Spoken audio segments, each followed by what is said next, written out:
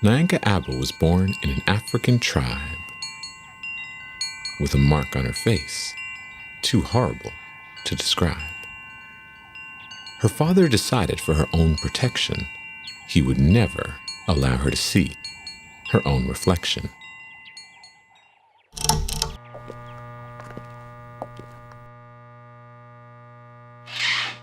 So he crafted a mask made of wood scraps and glue,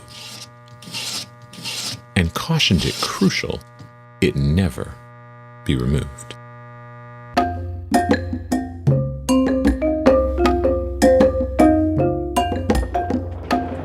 Her dad followed his dreams, but their lifestyle stayed modest. And this place, by far, was the coldest and the oddest.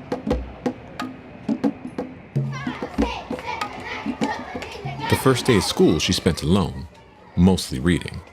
She empathized with Batman, believing he had a mark that maybe his mask was concealing.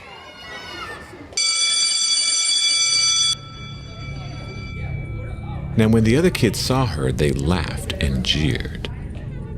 They knew she hid a mark, so impolitely they stared. In particular, the Susie twins were a devilish pair, glaring terribly until making it quite clear.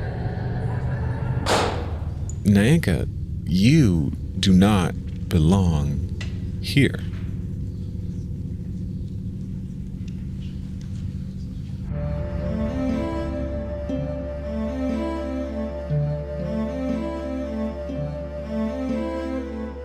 As consolation, her teachers had nothing to offer her except placing her in the corner where other kids wouldn't bother her. As if it wasn't already hard enough for her to make friends, her father was a custodian, which embarrassed her to no end. No longer a carpenter like he was in his prime, he wore a tattered orange jumpsuit most of the time. They tested him, they taunted him, their teasing unpleasant, but incomparable to his daughter passing each day, never acknowledging his presence. They said it gets better, but in the moment it was pretty rotten. Sticks and stones break bones, but those heal. Words, like those we've lost in our lives, even once erased, will never be forgotten.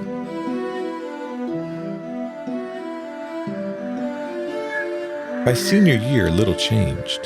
The kids, they were still mean. She was bullied half the time, and the other half, barely even seen. She was envious of the other girls. I mean, by this time, they'd all been on dates. But what boy would intentionally choose the girl with the mark on her face? She wanted to tell her dad that she was tired of hiding, tired of being a joke, but lately he was working longer hours. They barely spoke. This one kid, Jason, from her art class, he seemed like a nice boy. So one night she left a note in his locker, attached to a handmade toy. She waited and waited. A few days went by. Then finally, in a similar fashion, she got her reply.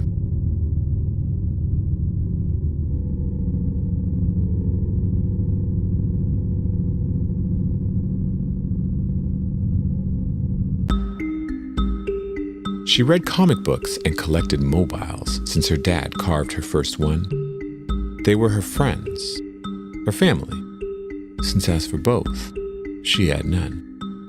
She didn't understand why girls intentionally drew on masks, since taking hers off seemed to be quite the impossible task. They never saw her face.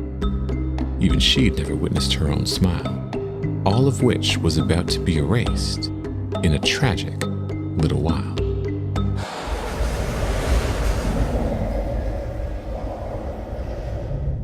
She immediately knew things would never be the same. But it was clear that despite her pain, something was about to change. She noticed something beautiful, gleaming, as she lay down in bed.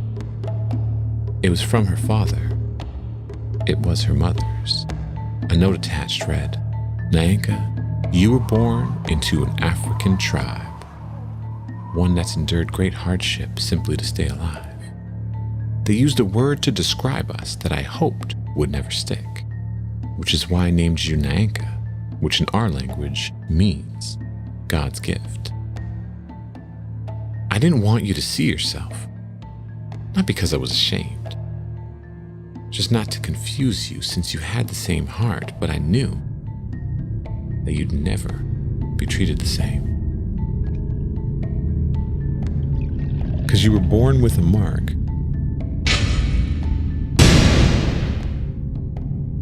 that the whole world could see, but one that was invisible to you and to me.